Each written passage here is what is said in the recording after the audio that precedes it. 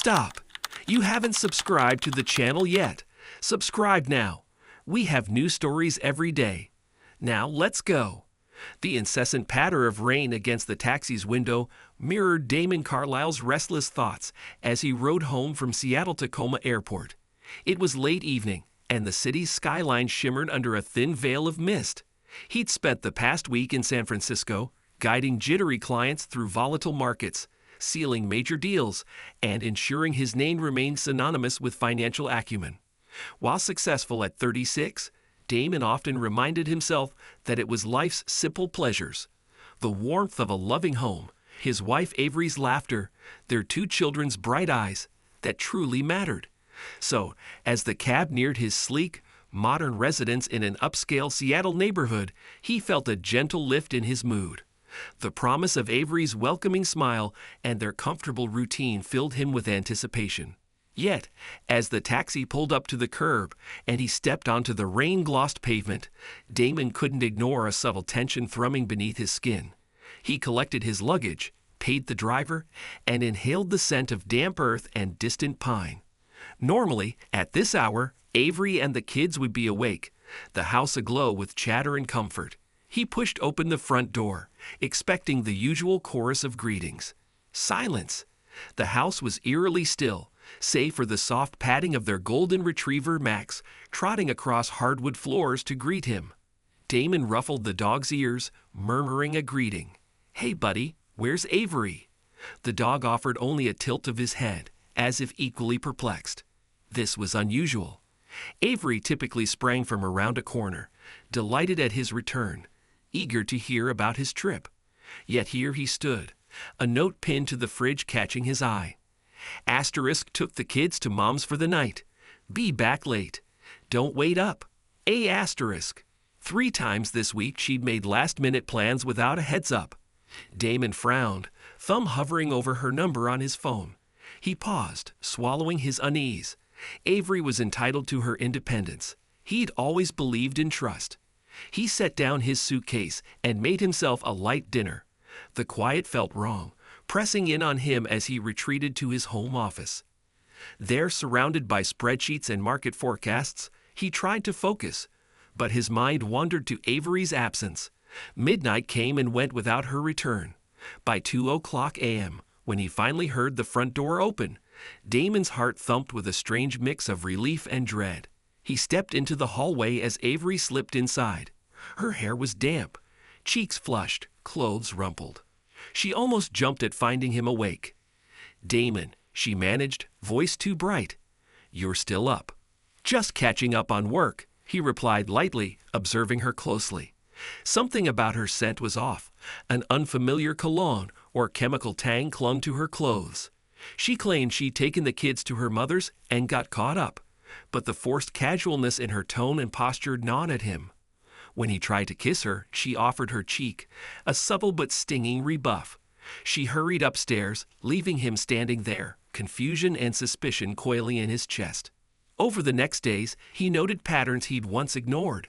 Avery working late on improbable design projects, startled looks whenever her phone buzzed, unexplained credit card charges. She was as distant as a star beyond the city's light-polluted skies. Damon, a man trained to detect anomalies in stock patterns and balance sheets, recognized the inconsistencies in his own marriage. Something was very wrong. One evening, as Seattle's rain drummed a steady beat on the roof, Avery poked her head into his office. "Meeting a client at 9:30 p.m., she said, too casually. "Don't wait up." He arched a brow, but before he could question, she vanished. His instincts screamed now. He couldn't accuse her without proof, and he despised acting blindly. So he would do what he did best: plan. At breakfast the next day, he lied smoothly.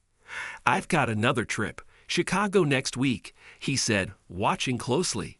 He detected something flicker in her eyes. Relief. She nodded, barely concealing her ease. Perfect. He would set a trap. Before leaving, he installed high-end hidden cameras in their bedroom and other key spots. He prepared to leave for the airport, telling Avery he'd call when he landed, suitcase in hand to maintain the ruse. But as soon as Avery's car disappeared from view, Damon drove to a downtown hotel instead of boarding any plane. That night, hunched over his laptop in the hotel room, he monitored the camera feeds. Hours crawled by, the quiet hum of the city outside. Just when he thought he might be paranoid, movement rippled on screen. Avery returned home. Not alone. Damon's heart stopped. Not one man, but multiple men followed her inside, heading straight to their bedroom. He watched, numb with shock and revulsion, as Avery welcomed these strangers as if hosting a casual gathering. This was routine, not a one-time fling. The memory of the wet, foul-smelling bed upon his arrival home cut through him like a knife. She had tried to cover the tracks of some orgy in their marital bed. Pain would have crippled a weaker man, but Damon was forged in the fires of high-stakes finance. He locked down his emotions and let anger shape into something cold and sharp. Avery had shattered every vow, disgracing their marriage bed, and these men had taken what he once treasured. He would not be emotional. He would be strategic. She and they would pay. He called Caleb Hawthorne, an old friend with knowledge extending beyond finance into more clandestine arenas. They met at a discreet cafe. Damon showed select evidence. Caleb paled at the depravity and danger. These men were powerful, with rumored criminal ties. Avery's design business was laundering money. Damon's house, his marriage, reduced to a stage for crime and lust. Caleb warned him, "These are dangerous people." Damon's eyes gleamed with a predatory calm. He was done being the trusting husband. He was a man of action now. Under Caleb's guidance, Damon spent weeks gathering intel. Every subtle move was accounted for. He leaked hints of the affair to certain business associates of the men involved. Untraceable messages reached the right ears. Rumors ignited like sparks in dry tinder. Business reputations began to smolder. Next, Damon tipped off authorities about suspicious financial transactions linked to these individuals. Investigations sprouted overnight. The media caught wind, and sensational headlines screamed of infidelity, corruption, and criminal entanglements. While Avery grew pale and fretful, Damon presented himself as the supportive, clueless spouse to outsiders, all while orchestrating their downfall with ruthless precision. Now was the time to face Avery.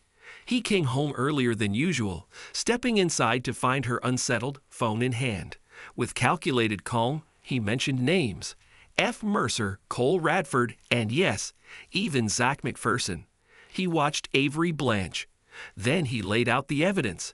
Her affairs, the secret meetings captured in crisp HD footage, the money laundering records he'd uncovered. She tried lying, sobbing, threatening. Damon remained unmoved, a statue carved from stone. He handed her divorce papers and called the police. That night, she was arrested, screaming pleas that bounced off his hardened heart. Zach tried retaliating, sending messengers with vague threats. Damon was ready. He met privately with Lila McPherson, Zach's battered, frightened wife, and together they presented ironclad evidence to prosecutors. Zach's empire shattered. Authorities closed in. Within weeks, Zach faced multiple indictments, marched off to prison as Damon watched impassively. Mercer attempted flight. Damon's tips ensured his capture and extradition. Cole Radford's criminal network splintered, his associates turning informants to save themselves. Avery, disgraced and powerless, languished in jail. Damon's carefully orchestrated revenge had brought an entire corrupt circle to its knees. Months passed. Damon, now with a fiercer reputation in the financial world, rebuilt his life on new terms. He was no longer the gentle husband who took trust for granted. He understood power more intimately than ever. Colleagues noticed a sharper edge to his dealings, a man who tolerated no deception. Caleb remained a quiet ally, though somewhat awed by Damon's transformation. One crisp autumn evening, Damon learned Avery might be released early.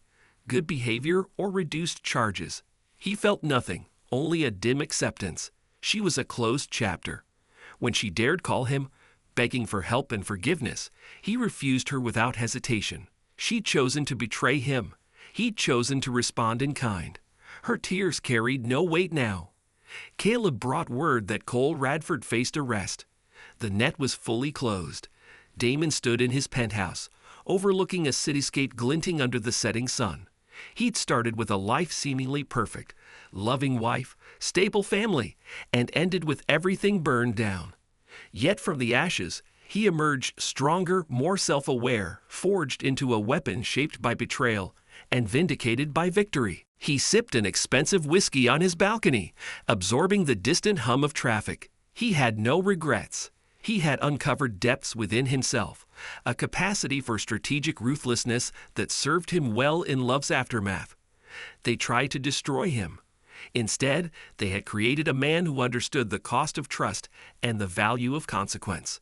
As stars winked into view, Damon acknowledged that the world always held new players, new enemies lurking in shadows.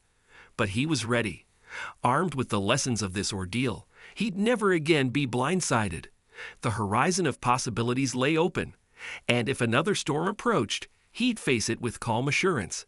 In the quiet stillness of that night, Damon Carlyle raised his glass to the unseen future. He had won his private war.